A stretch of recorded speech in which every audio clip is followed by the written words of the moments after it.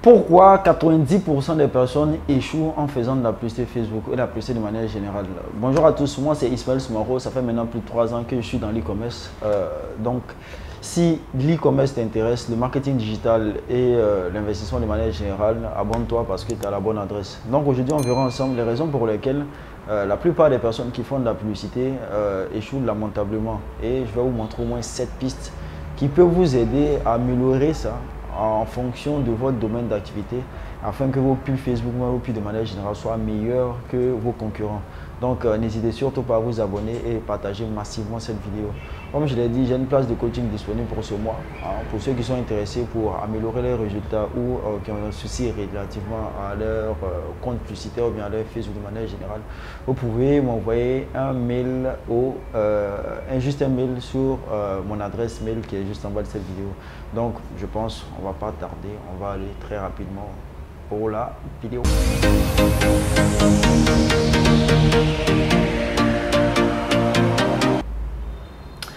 Il y a beaucoup de personnes qui me sollicitent généralement pour le fait que leur publicité ne fonctionne pas ou ils ont du mal réellement à faire des chiffres, ils s'y plaignent notamment de leur compte Facebook et tout ça. Mais généralement, le problème forcément ne se situe pas souvent sur Facebook, ça se situe sur autre chose que les gens ont du mal je ne dirais pas ont du mal, mais les gens ne mettent pas plus ou moins l'accent là-dessus. Vous savez, la chose la plus importante, je dirais, pour performer sur la publicité de manière générale, c'est l'offre. C'est bizarre, mais c'est la chose la plus importante que vous devez réellement améliorer pour pouvoir performer en matière de Facebook de manière générale. Pourquoi? Parce que comme j'ai toujours tendance à le dire, Facebook ne va pas forcer quelqu'un à acheter un produit. Facebook ne va afficher que le produit. Donc, si vous voulez performer, vous devez améliorer l'offre que vous avez. C'est extrêmement important. Pourquoi? Je prends un cas qui est assez, je ne dirais pas clivant, mais un cas qui est très clair. Considérons par exemple lorsque on a les taxis par exemple, puis on a comme ça Yango. Ouais, Yango, l'offre de Yango est plus intéressante par exemple que l'offre des taxis de manière comme ça générale, avec sa simplicité, son prix et tout ça. Donc la publicité ne fait que pousser en avant cette offre là. Mais de manière générale, si deux personnes sont confrontées c'est-à-dire à l'offre peut-être du taxi standard et à l'offre de Yango, il y a de fortes chances que la personne finisse par comme ça choisisse l'offre de Yango. Pourquoi? Parce que il offre quelque chose de plus alléchant, de plus intéressant que la plupart du temps. Donc, la première chose, le premier type d'offre, c'est votre produit ou service. Si vous avez un excellent service ou un excellent produit par exemple, ça peut être un élément qui vous différencie réellement comme ça de la concurrence. Quand il y a un meilleur produit ou un meilleur service, prenons le cas par exemple comme ça de Yango et des taxis. Yango par exemple a un meilleur service. Donc généralement, c'est tout à fait normal que le service de Yango soit plus attrayant par exemple que comme ça les taxis de manière générale. Donc aussi, c'est-à-dire tellement l'offre elle est bonne, le fait de le mettre en avant, ça va toujours donner quoi à des adhérents. Il y a des gens qui n'ont pas de bons produits ou bien n'ont pas bien étudié leur cible et puis ils veulent promouvoir quelque chose que souvent eux-mêmes tu leur demandes s'ils pouvaient prendre ce produit et éviter de faire quelque chose en fonction de vous. Le plus difficile, c'est de savoir comment votre prospect réfléchit ou bien comment votre prospect, les douleurs de votre prospect, qu'est-ce qui réellement la personne traverse afin de présenter des offres qui répondent réellement aux problèmes, je dirais, très précis de votre prospect. Donc, c'est extrêmement important. Donc, avoir un très bon produit, un très bon service peut être un élément qui réellement peut vous mettre, peut faire beaucoup de différence par rapport à vous. La deuxième des choses, c'est d'avoir un meilleur prix. Généralement, quand vous avez un meilleur prix par rapport à la concurrence, il y a beaucoup de personnes qui souhaitent faire des affaires avec vous. Mais le souci avec les histoires de prix, c'est que souvent, lorsqu'on diminue les prix, on peut envoyer des clients qui ne sont pas très, pas de très bons clients. Mais la stratégie, elle est telle que si vous pénétrez un marché aujourd'hui, vous pouvez réduire les prix afin d'envoyer plein de personnes peut-être vers votre entreprise et après, vous allez proposer des produits qui vont venir compenser ça. C'est-à-dire que des produits que vous allez vendre maintenant au prix, je dirais pas comme ça réel. Le premier produit, par exemple, sera un produit d'appel, mais le second sera un produit où vous voulez, c'est-à-dire que maintenant vendre au réel prix. Le prix, l'avantage du prix, c'est indéniable. généralement l'avantage du prix, c'est quelque chose aussi qui est très important. Je prends le cas de Jumia. Le Jumia par exemple, c'est vrai, l'un des avantages de Jumia généralement, c'est d'avoir des produits qui sont à des prix qui sont très bas. Donc c'est une politique chez eux, le fait d'avoir des choses à des prix réellement très intéressants. Donc ça peut aussi être un type d'offre qui peut aider les gens à faire des affaires. La troisième chose, vous pouvez battre vos concurrents avec la livraison et l'installation. En termes de livraison et installation, je prends le cas d'Amazon, leader dans l'e-commerce aux États-Unis, mais tout le monde sait qu'en termes de logistique, ils sont très pointus. Ils arrivent même à faire des livraisons le même jour ou souvent même en moins de 24 heures.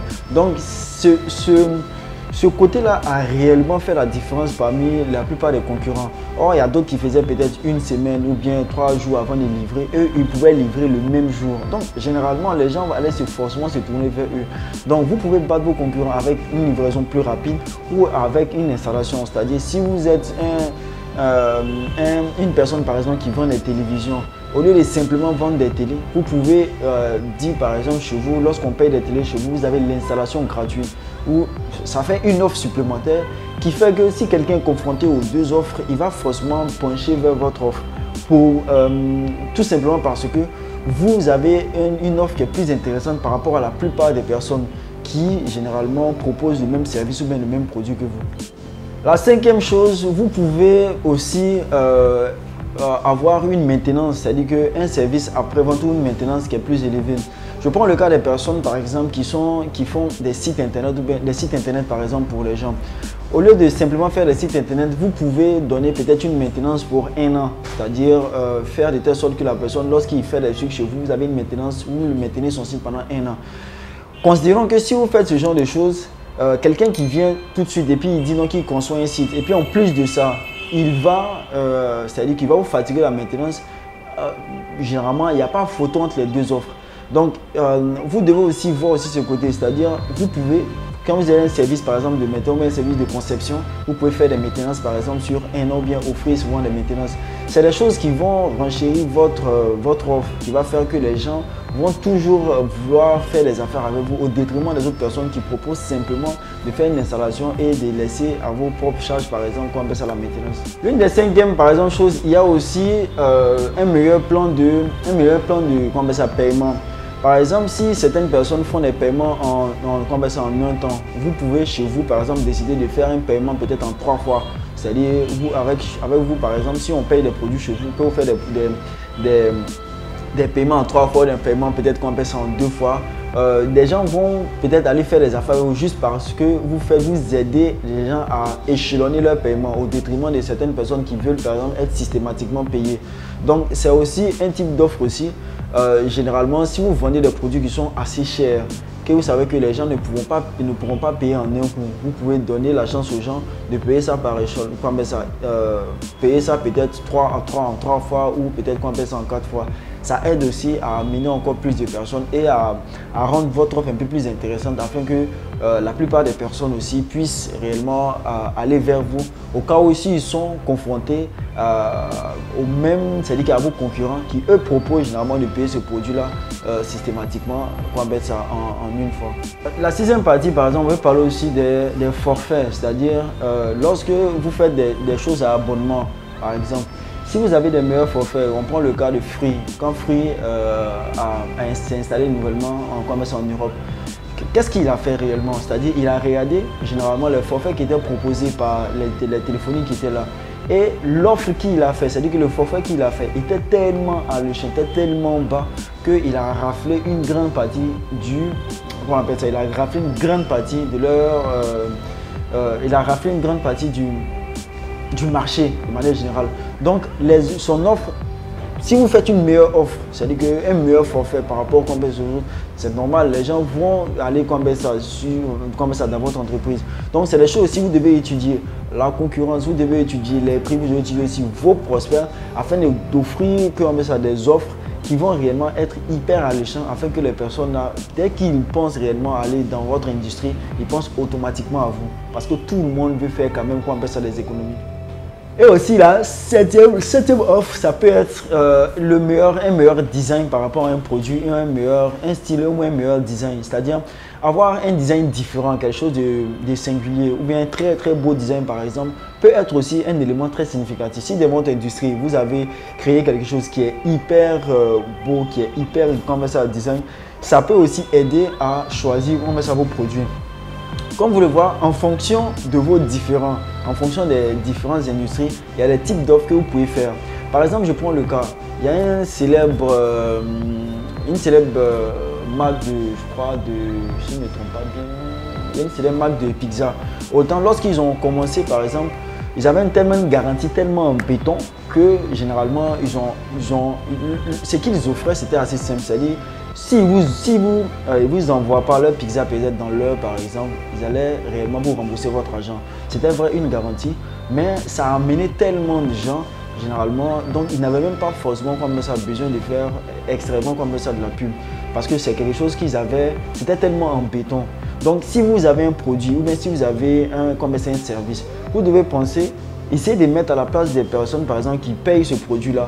Qu'est-ce que vous pouvez les offrir qui va faire que réellement ça sera tellement alléchant qu'ils vont forcément vouloir faire affaire avec vous.